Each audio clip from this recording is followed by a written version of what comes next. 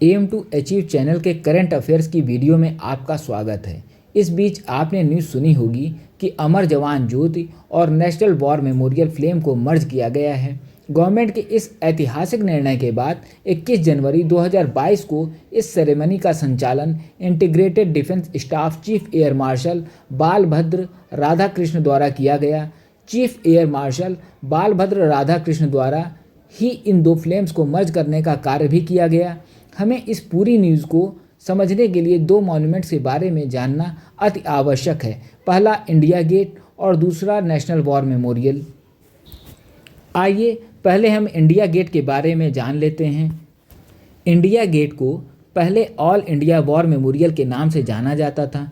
इसको design sir Edwin Lutyens के द्वारा किया गया है और इनॉग्रेशन उस समय के वायसराय लॉर्ड इरविन के द्वारा 1931 में किया गया था। ब्रिटिश भारतीय सेना के लगभग 90,000 भारतीय सैनिकों जो कई युद्धों और अभियानों में 1914 से 1921 के बीच में शहीद हुए को समर्पित यह स्मारक है। इस 42 मीटर ऊंचे स्मारक में 13,000 से ज़्यादा शहीद सैनिकों के नाम उत्कीर्ण हैं। अक्सर ही लोग इसकी तुलना फ्रांस की राजधानी पेरिस में स्थित एक स्मारक आर्क डी ट्रायोम्फे से करते हैं, जिसके नीचे प्रथम विश्व युद्ध में शहीद हुए सैनिकों का स्मारक है। तो ये इंडिया गेट के बारे में कुछ महत्वपूर्ण जानकारी रही। आइए हम अमर जवान ज्योति के बारे में कुछ महत्वपूर्ण तथ्य जान लेते हैं। अमर जवान ज्योति इंडिया गेट के नीचे स्थित है। यह स्वतंत्रता के बाद विभिन्न युद्धों और संघर्षों में अपने प्राणों की आहुति देने वाले सैनिकों का प्रतिष्ठित प्रतीक और राष्ट्र की शहीदों को श्रद्धांजलि है। इसका इनॉग्रेशन 1972 के गणतंत्रता दिवस को प्रधानमंत्री इंदिरा गांधी जी द्वारा 1971 के युद्ध में पाकिस्तान पर भारत की जीत को चिन्हित करने के लिए किया गया। इस जीत के परिणाम स्वरूप बांग्लादेश का निर्माण हुआ था। 26 मार्च को बांग्लादेश का इंडिपेंडेंस डे मनाया जाता है। हालांकि इंडिपेंडेंट नेशन की पहचान इसे 16 दिसंबर 1971 को मिली। अमर जवान ज्योति में एक काले संगमरमर का प्लिंथ व उल्टी L1A1 सेल्फ लोडिंग राइफल है, जिसके बेयोनेट पर हेलमेट रखा गया है, जो अज्ञात सैनिक की टॉम्ब के रूप में कार्य करता है।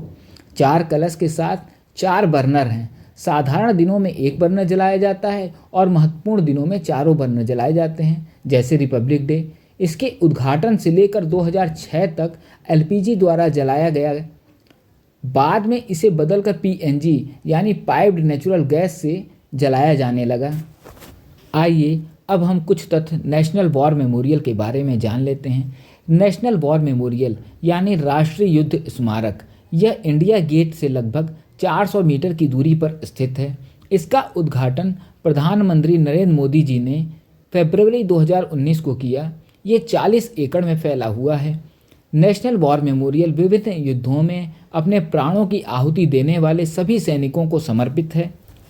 इसके डिज़ाइन में 4 संकेंद्रित वृत्त शामिल हैं। आइए हम चारों वृत्त के बारे में एक एक करके जान लेते हैं। तो पहले रक्षा चक्र यानी सर्कल ऑफ प्रोटेक्शन, यह देश की रक्षा करने वाले सैनिकों का प्रतिनिधित्व करने वाले पेड़ों की पंक्ति द्वारा चिन्हित है। त्याग चक्र यानी सर्कल ऑफ सैक्रिफाइस, यह संकेंद्रित दीवार है जिस पर प्रत्येक शहीद हुए सैनिक के सम्मान में एक ग्रेनाइट की टैबलेट उनके नाम के साथ अंकित रहेगी। वीरता चक्र यानी सर्कल ऑफ ब्रेवरी, कांच से तैयार की गई 6 भित्ति चित्र यानी म्यूरल डिपिक्टिंग, जिस पर भारतीय सेना के युद्ध और कार्रवाई डिपिक्टेड हैं। अमर चक्र यानी सर्कल ऑफ इमॉर्टेलिटी, इसमें एक ऑबेलिस्क है और अमर ज्योति यानी इटर्नल फ्लेम है, जो कि फरवरी 2019 से लगातार जल रही है। अमर जवान ज्योति इसी के साथ मर्ज की गई है। आज तक 26,466 शहीद सैनिकों के नाम ग्रेनाइट टैबलेट पर स्वर्णिम अक्षरों में अंकित किए जा चुके हैं। तो ये वीडियो यहीं समाप्त होती है। अगर आपको ये वीडियो इन्फॉर्मेटिव और अच्छी लगी हो तो लाइक, शेयर और सब्सक्राइब ज़रूर कर लें।